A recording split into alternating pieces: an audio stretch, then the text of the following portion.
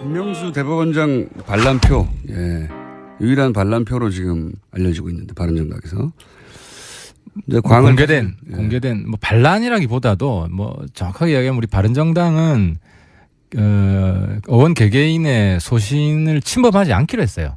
과거 이제 구태정당은 강제당론이라 그래가지고 소신 투표를 하면은 그걸 징계할 수 있게 했어요. 그 최대 출당까지. 근데 이제 그게 그 당권파들의 독재 수단으로 쓰였기 때문에 바른정당은 새로운 정당이고 그런 걸 없앤 거예요. 당원 당규에. 없애긴 없앴지만 대법원장 정도의 중요한 인준 표결에 이렇게 반란표라고 표현될 난 찬성했어. 이런 건 처음 아닙니까? 그 전에 저도 많이 했죠. 아니, 기억을 못 하실 텐데 새누리당 시절에 어떤 분들은 뭐 박근혜 대통령이나 그 친박들한테 쓴소리 했냐 많이 했어요. 근데 기억을 못 하시는 건데. 그때는 주요 정치인이 아니었기 때문에. 물론 뭐 그런 것도 있었겠지만. 근데 이번 같은 경우는 이제 사실 저는 애당심이에요. 바른정당을 정말 사랑하는 마음에서. 이제 이게 당이 국민들한테 이제 좋게 평가받는 그게 뭐냐. 일사불란한 게 좋게 평가받는 거냐. 아니면 다양한 목소리가 있다는, 소신 있는 목소리 여전히 있다는 게 좋게 평가받는 거냐. 근데 저는 이번 결과적으로 저는 제가 맞았다고 생각합니다. 만약에 부결을 시켰다면 하태경이 고춧가루 뿌리려다 실패했구나. 이래 되는 거죠. 근데 결국 가결이 됐잖아요. 가결이 됐고 지금 김명수 후보자는 이제 대법원장입니다. 대법원장이 됐죠. 예. 대법원장이 됐는데 이제 결정적인 차이가 이런 거였어요. 진보 대법관 맞아요. 예. 코드 인사 맞을 수 있어요. 예. 아니 그러면 진보 정권에서 진보 인사 하는 게 그런 기득권은 인정을 해주는 게 이게 신사적인 정치지, 상생하는 정치지. 진보 정권에서 전부 다 보수 인사 뽑으면, 아니 보수 인사 해줘도 또 잘랐잖아. 지난번 누구예요? 벤처. 중소벤처기업 박성진. 그건 민주당에서 사실 자른 거지만. 근데 이런 식으로 진보 인사는 코드 인사라 자르고 보수 인사는 왜 그런 사람을 거기 박냐 해서 이질적이라 자르고, 그럼 어떻게 협치를 합니까? 그러니까 적어도 야당이라도 국가를 생각해야 된다. 지금 거의 전쟁 위기까지 가는데 이런 데 있어서 치명적인 약점이나 반대 요인이 없으면 협력을 해야죠. 국정 발목 잡으면 안 되죠. 잘하셨고요. 잘하셨고, 그리고 주호영 원내대표는 거기에 대해서 이제 뭐 여러 가지 타박을 하시긴 하시더라고요. 당연히 그렇겠죠. 본인이 화가 나죠. 예. 이제 원내대표로 자기가 책임이 있는데 당론을 정했는데. 근데 이제 본인 입장에 따라 봐주길 바랬고, 근데 뭐 주호영 대표 잘 알아요. 제 정치적 기질이나 소신으로 뭐 확실히 서면 잘 안 따른다는 것도 알고 계시고, 저는 또 하태경은 그렇다. 물론 타협할 때 합니다. 타협할 때 하지만은 이번 건은 제가 계속 강조해서 말씀드렸어요. 제가 반대할 결정적 몽부를 못 찾겠다. 주 대표 이야기하는 것도 제가 계속 살펴봤어요. 그래서 주 대표는 뭐 약간 뭐 갈등이 있었는데 뭐 그 다음 날 뭐 쿨하게 풀었습니다. 알겠습니다. 여기까지는 광을 잘 파신 거고요. 그리고 또 한 가지 이제 요 김명수 대법원장 인준 표결 가지고 얘기가 항상 나오는 게 좀 지나긴 했지만 그 이후로 처음 나오신 거니까. 그럼 반면에 안철수 대표는 왜 끝까지 입장 표명을 안 했느냐. 당론을 정하는 것까지는 안 가더라도 당시 국민의당 내부에서 약 한 뭐 7대3 정도 지금 표결 결과를 보면 이미 이제 표결해서 인준으로 넘어간 것 같은데, 그래서 아마 박지원 원내대표 전 대표가 전날 자 입장 표명하자라고 얘기했고, 그 자리에서는 그러자라고 했던 걸로 제가 전해 들었는데 그 다음날 또 바뀌었어요. 왜 끝까지 안 했을까요? 그러니까 우리 공장장님 표현대로 광팔 찬스에 피박 쓴 거지. 독박 쓴 거죠. 그러니까 이제 왜 그랬을까요? 안 대표가 이제 전체 정치판을 잃는 시야가 아직 좀 부족한 것 같고요. 아직은. 예. 그리고 대통령과 경쟁의식이 여전히 좀 있는 것 같아요. 그래서 경쟁의식이 많이 있는 것 같습니다. 예. 그게 좀 이게 어떻게 보면 뭐 공적 감정보다 사적 감정이에요. 예, 옛날에 이제 후보로서, 그리고 그 이전에 같이 함께 당을 했을 때 갈등 관계. 그래서 여전히 좀 뒤끝이 있는 것 같고, 근데 물론 이제 저보다 정치력을 더 발휘해야 되는 분이기 때문에 저도 정치 길게 하지 않았지만 저도 뭐 주호영 대표랑 저런 상황에서는 뭐 당 같이 못할 사람이다. 그럼 개인적으로 기분이 나쁘죠. 좋지 않지 않습니까? 하지만 이런 거 쿨하게 풀어야 돼요. 사적 감정을 다 털어내고 찌꺼기를 남겨두려고 노력을 하면 안 돼요. 그래서 안 대표한테 좀 대의를 보고 크게 보고, 그리고 지금 같은 경우는 정치적으로 자기가 부각될 수 있는 절호의 찬스거든요. 굉장한 찬스였죠. 그렇죠. 사실. 근데 저 같았으면 그랬겠어요. 나는 찬성이다. 하지만 우리도 뭐 과거 정당처럼 당론을 강조하지는 않겠다. 그 정도면 해도 되는데요. 제 의견을 참고해서 자율투표해라.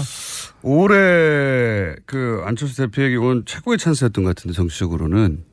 그렇죠. 이번 그렇죠. 정부 출범 이후 최고의 찬스였던 것 같은데 거의 다 된 밥상이었는데 왜 그랬는지. 그리고 또 그게 작용해요. 이제 김성식 의원은 김명수 후보 대법원장 개인적으로 알잖아요. 이게 크게 작용하거든요. 실제로 한국당에도 찬성표 있었어요. 한국당에 있었을 것이다. 있었어요. 제가 뭐 사실상 확인을 했는데. 아, 그래요? 예, 누군지 밝힐 수는 몇 없지만. 명 정도나 됩니까? 뭐 한 명 이상. 딱 한 명. 예. 근데 이제 안철수 대표도 만약 김명수 부장 개인적으로 알고 저 사람 괜찮은 사람이다. 동아일보 칼럼에도 괜찮은 사람이다는 글이 나왔어요. 네. 저도 그 영향도 많이 받고, 인사했을 때는 전 주변 사람들한테 물어봐요. 저 사람 어떤 사람이냐. 그게 굉장히 가장 좋은 평가의 잣대가 됩니다. 사실 사람이 하는 거니까요. 그렇습니다. 예. 그래서 뭐 대체로 인간적으로 좋은 평이 나오고, 근데 안 대표가 동문회 별로 안 친하다 그러더라고. 동문회 잘 안 나가고. 그래서 동문회나 좀 물어보면 금방 크로스 체크가 될 텐데 그런 점이 조금 아쉬워요. 안 대표 지금 행보는 사실 좀 전국을 돌면서 여러 가지 유세에 가까운 행보를 펼치시는데 올해 12월에 대선이 없다는 걸 좀 주변에서 알려드려야 될 것 같아요. 대선은 올해 이미 끝났다. 그 중요한 이야기입니다. 내년 지방선거는 당의 지지율을 올려야 됩니다. 네. 지금 본인은 지금 주가가 많이 하락했어요. 그러기 위해서는 좀 쿨한 정치 모습을 보여줘야 되고 끌어안는 정치를 해야 됩니다. 찬스였는데. 근데 국민의당 얘기를 조금 길게 했던 이유는 국민의당하고 지금 국민통합포럼인가요? 예, 국민통합포럼 예. 시작했습니다. 이런 이름 좀 바꾸세요. 맨날 통합포럼, 통합 어쩌고 이거밖에. 그래서 이게 언제적 있었던 것 같은데 이런 데자뷰가 자꾸 느껴져요. 그죠? 아, 비슷하네요. 예. 예. 근데 익숙한 게 또 좋은 장점도 있습니다. 국민 합치기라든가. 국민도 너무 식상해요. 시민 합치기라든가. 1+1. 1+1. 오늘 좀 되시네요. 오늘 멘트가. 그거 하지 않습니까? 그 가능성 있습니까? 지금은 신뢰 구축 단계예요. 이게 왜 이게 중요하냐면은 우리 대선 때 제가 해봤다 그랬잖아요. 네. 근데 신뢰가 안 생기는 거예요. 자꾸 이 말 했다가 저 말 했다가. 네. 서로 계산이 따로 있으니까요. 그때는. 그러니까 이게 한 번 이야기한 거는 실현이 되고 네. 이러면서 신뢰가 쌓이는 건데, 그래서 제 이야기 핵심은 그거예요. 신뢰가 형성되는 과정이 전제되지 않으면 뒤에는 아무것도 없다. 그리고 지금 단계는 뭐 한두 달 정도는 우리가 법안도 공동 발의하고 또 같이 추진을 하고 통과시키고 이런 신뢰 조성이, 그래서 1단계다. 정책을 가지고 연대할 포인트를 찾자. 정책뿐만 아니라 뭐 다른 정치적인 것도 네. 우리가 어디 뭐 같이 갈 수도 있고 네.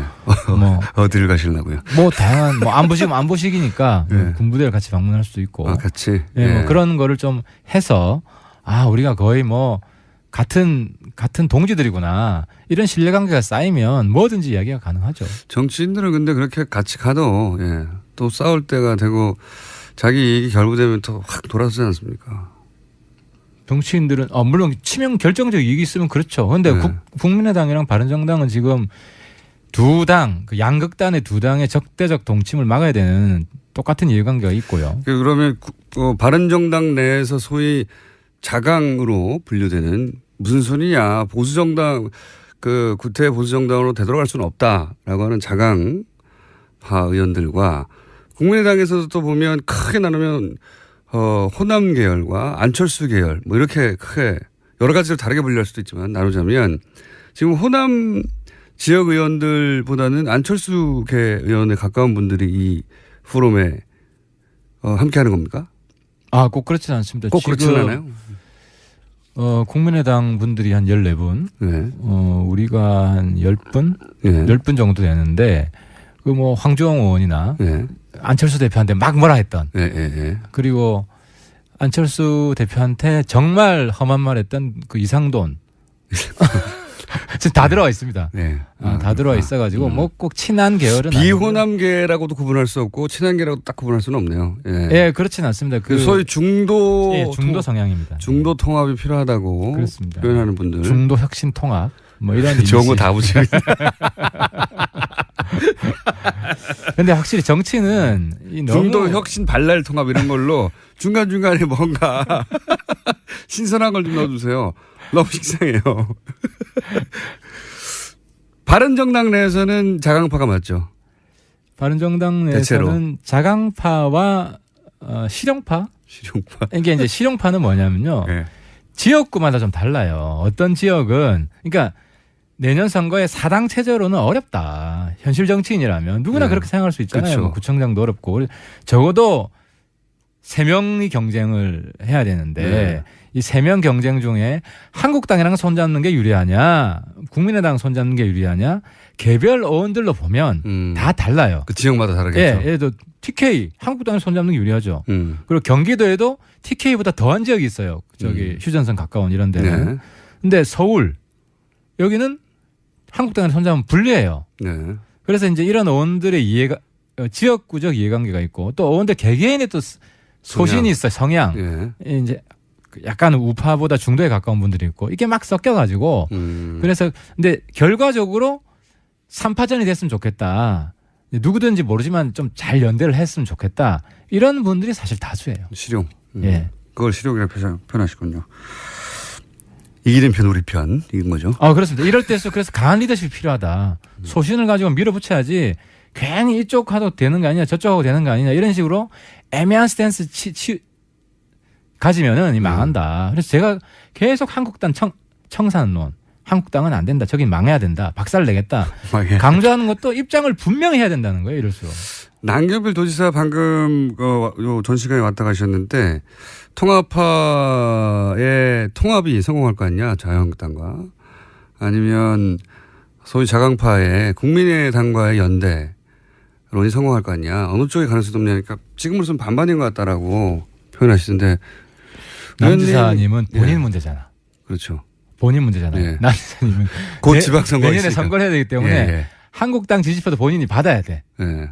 그리고 중도표도 받아야 되고 그렇죠. 그렇게 다 받아도 지금 이길까 말까 한 상황에서 한쪽을 척지는 발언을 하기가 좀 어렵죠. 그러면 의원님 보시겠네요.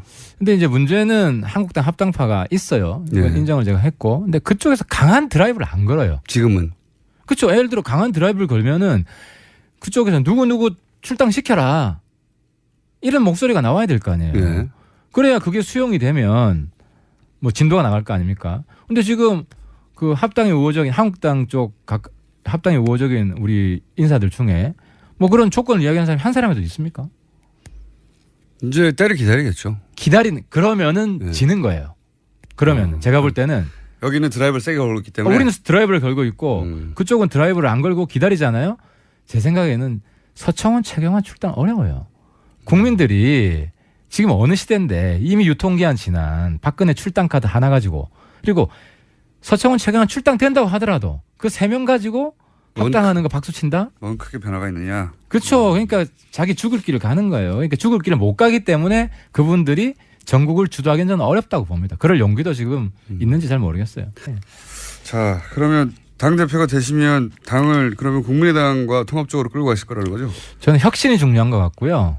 제가 이야기하는 혁신 대통합은 국민의당 혁신파, 우리 그리고 저기 한국당의 그나마 합리적인 분 이렇게 크게 하나로 합치자. 혁신 대통합 노선으로 내가 이번 전당대회 제 모토로 걸고 한번 심판받아 볼 생각입니다. 이명박 전 대통령 진영에서는 상당히 위기감을 느끼는 건 분명한 것 같아요. 그래서 이명박 전 대통령이 직접 입장 표명을 해야 하는 거 아닌가 이런 얘기도 거기서 나오는 것 같고. 그래서 점점 다가오는 것 같아요. 네. 다가오는데 이제 문제는 네. 좀 제가 안타까운 건 그래요. 이제 MB에 대한 뭐 원한이나 이런 화가 많이 나 있는 분들이 많을 거라고 생각합니다. 네. 하지만 문재인 대통령이 더 성공하기 위해서라도 네. 과거 대통령이 국가의 대표였다. 네. 한 세력의 대표가 아니라. 그래서 직접적인 증거가 나오지 않으면 최소한 공직에 있는 저는 그래서 박원순 시장이 자기 재선 재물로 MB를 쓰는 것 보고 좀 굉장히 실망했어요. 재선의 재물로 쓰고 있는 것이다. 민간인들이야 MB에 대한 화가 나면 표출할 수 있죠. 네. 그런데 어쨌든 공직에 있잖아요. 그러니까 그 부분은 저희가 내일 박원순 시장이 직접 출연하시기 때문에. 물어보세요. 예. 제가 볼 때 MB가 관련돼 있다는 직접적인 증거가 없는데 네. MB를 고발하는 건 굉장히 정치 쇼죠. 국정원 뭐 이거는 박원순 시장이 직접 답변하실 내용이긴 한데 국정원에 문건이 나왔지 않습니까? 그리고 국정원에서 제안 문건이 구체적으로 나왔기 때문에 서울시장 정도를 직접적으로 제압하는 문건이라면 이건 대통령께 보고되지 않았겠냐 이렇게 생각하는 게 상식적이지 않습니까? 근데 이제 제가 그래서 대통령의 뜻이 거기 반영됐다고 보고 제가 동료원들한테 네. 이제 물어본 거는 과거 국정원의 나쁜 관행이래요. 알아서 라이벌 정치나 대통령 괴롭히는 사람들은 거기 보면은 네. 홍준표도 있어요. 네. 그죠? 있죠. 예, 도움이 안 된다고 본 거죠. 그리고 그때. 김재원 친박 그런 분도 있고. 네. 그러니까 대통령하고 척지고 있는 분들에 대해서는 기본적으로 국정원이 과거부터 오래전부터 해온 게 있다. 그래서 저는 이번 기회에 적폐라고 그랬으니까 과거 정권에서도 그 정치인들 사찰한 거 한번 다 까보자는 거죠. 그래야 뿌리 뽑히지. 아니면 오해받는다는 거예요. 특정 정권 죽이기로. 예를 들어서 이게 이제 복수다. 당한 거에 대한 복수다. 그런 마음이 있을 수 있죠. 내가 그렇게 당해왔는데 복수다. 그런 마음이 있다고 해서 그 마음은 법적으로 피호하지 않아. 순결하지 않아. 그렇다고 해서 명백한 범죄 혐의가 있는 걸 눈감아야 되는 건 아니지 않습니까? 전혀 그러면 안 되고 네. 적폐를 뿌리 뽑아야 되는데 네. 적폐의 뿌리부터 뿌리 뽑자는 거예요. 뿌리에 뿌리는 국정원 나쁜 관행이다? 저는 그렇게 봐요. 그게 있고 거기에 플러스 알파가 돼 있는 게 있을 수 있죠. 그리고 MB가 관여돼 있는 거는 그건 조사를 해야 되는 것인데. 이명박 전 대통령은 관련이 없을 거라고 보십니까 그럼? 근데 이제 저는 그래요. MB가 정치를 싫어했어요. 그러니까 싫어한 게 여의도에 오고 싶어 하지도 않고 네. 가장 탈정치적인 너무 정치를 안 한다고 해서 정치랑 관련된 거는 나는 몰라 니들이 알아서 해. 그리고 정두원 의원도 그랬잖아요. 직접적인 그런 사람이 댓글을 그렇게 정치에 관심 없는 분이 그렇게 댓글 부대를 그렇게 운영하도록 뒀을까요? 근데 원세훈 원장이죠. 네. 원세훈 원장. 또 그건 원세훈 원장의 그러니까 핵심은 그거예요. 단독 저도 플레이다? MB가 직접 관련돼 있는 게 나오면 인정하겠다. 그건 수사해봐야 나오겠죠. 그러니까 지금 뭐 검찰에서 고발했으니까 네. 문제가 나오긴 나오겠죠. 그 이명박 소위 이제 친위 라인은 아니었지 않습니까? 그러니까 제가 이런 이유는 네. 전직 대통령은 누구든지 네. 최소한 좀 공적 신분을 가지고 있는 사람은 좀 신중하게 발언해야 되는 거 아니냐. 그런 취지로 이해하겠습니다. 네. 좀 폭탄 문자 몇 개 나오겠네요. 이거 제가 노무현 전 대통령도 똑같이 이야기했어요. 한국당한테 알겠습니다. 추한 입으로 그렇게 떠들지 마라. 자, 이것이 바로 중도가 갈 길이다. 양극당과 싸움이다. 자, 하태경 의원이었습니다.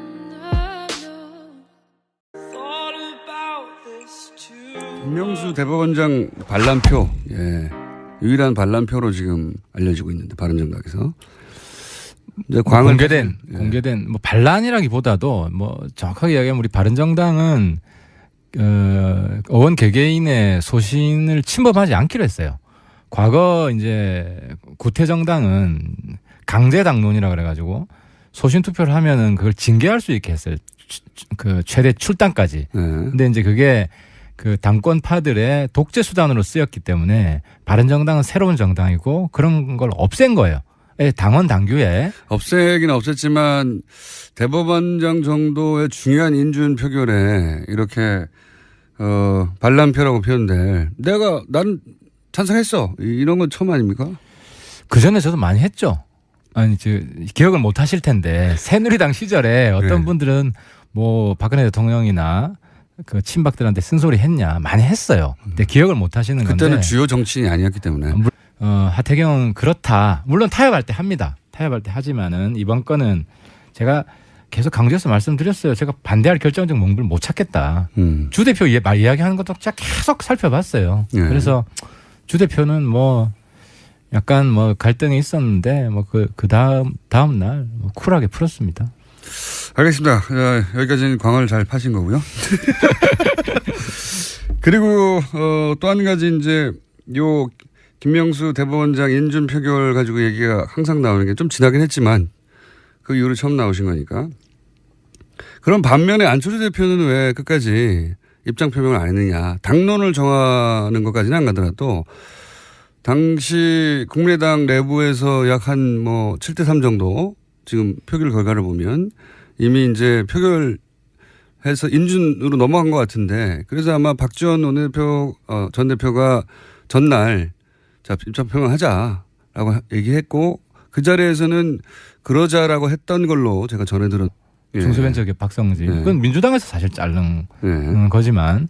근데 이런 식으로 진보 인사는 코드 인사라 자르고 보수 인사는 왜 그런 사람을 거기 박냐 해서 이질적이라 자르고 그럼 어떻게 협치를 합니까? 그러니까 적어도 야당이라도 국가를 생각해야 된다. 지금 거의 전쟁 위기까지 가는데 이런 데 있어서 치명적인 약점이나 반대 요인이 없으면 협력을 해야죠. 국정 발목 잡으면 안 되죠. 잘하셨고요. 잘하셨고 그리고 주호영 원내대표는 거기에 대해서 이제 뭐 여러 가지 타박을 하시긴 하시더라고요. 당연히 그렇겠죠. 본인이 화가 예. 나죠. 예. 이제 원내대표로 예. 자기가 책임이 있는데. 예. 당론을 정했는데. 예. 근데 이제 본인 입장에 따라 봐주길 바랬고. 근데 뭐 주호영 대표 잘 알아요. 제 정치적 기질이나 소신으로 뭐 확실히 서면 잘 안 따른다는 것도 알고 계시고 저는 또 물론 뭐 그런 것도 있었겠지만 근데 이번 같은 경우는 이제 사실 저는 애당심이에요. 바른정당을 정말 사랑하는 마음에서 이제 이게 당이 국민들한테 이제 좋게 평가받는 그게 뭐냐 일사불란한 게 좋게 평가받는 거냐 아니면 다양한 목소리가 있다는 소신 있는 목소리 여전히 있다는 게 좋게 평가받는 거냐. 근데 저는 이번 결과적으로 저는 제가 맞았다고 생각합니다. 만약에 부결을 시켰다면 하태경이 고춧가루 뿌리려다 실패했구나 이래 되는 거죠. 근데 결국 가결이 됐잖아요. 가결이 됐고 지금 김명수 후보자는 이제 대법원장입니다. 대법원장이 됐죠. 예. 대법원장이 됐는데 이제 결정적인 차이가 이런 거였어요. 진보 대법관 맞아요. 예. 코드 인사 맞을 수 있어요. 예. 아니 그러면 진보 정권에서 진보 인사 하는 게 그런 기득권은 인정을 해주는 게 이게 신사적인 정치지 상생하는 정치지. 진보 정권에서 전부 다 보수 인사 뽑으면 아니 보수 인사 해줘도 또 잘랐잖아. 지난번 누구예요? 벤처. 했는데 그 다음날 또 바뀌었어요. 왜 끝까지 안 했을까요? 그러니까 우리 공장장님 표현대로 예. 광팔 찬스에 피박 쓴 거지. 독박 쓴 거죠. 그러니까 이제 왜 그랬을까요? 예. 안 대표가 이제 전체 정치판을 잃는 시야가 아직 좀 부족한 것 같고요. 아직은. 예, 그리고 대통령과 경쟁의식이 여전히 좀 있는 것 같아요. 그래서 경쟁의식이 많이 있는 것 같습니다. 예. 그게 좀 이게 어떻게 보면 뭐 공적 감정보다 사적 감정이에요. 예, 옛날에 이제 후보로서 그리고 그 이전에 같이 함께 당을 했을 때 갈등 관계.